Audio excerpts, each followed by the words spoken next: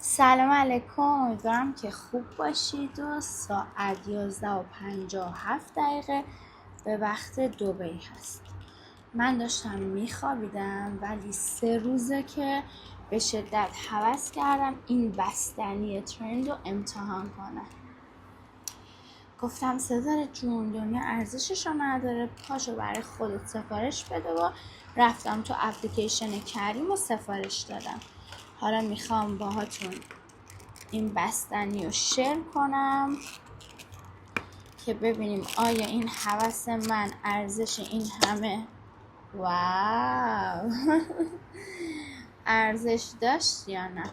واقعا دلم میخواست این بستنی امتحان کنم. بچه این بستنی ترند شده و این مزه هلوییشه که میخوام امتحان کنم. چیزی که دیدم مزه لیموییشو هم داشت.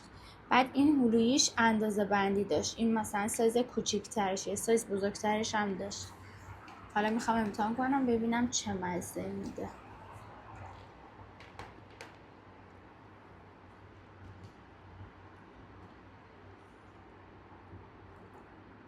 واو، باورم نمیشه.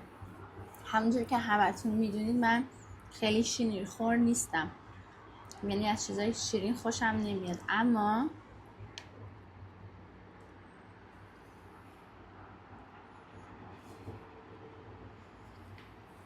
بچه امتحان کنید، جذاب بود.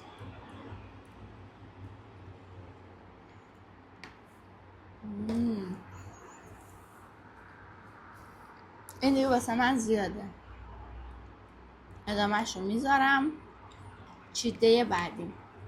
بچه به این کاری که الان من کردم میگن چیت دی. چیت دی یعنی تقلب تغذیه‌ای.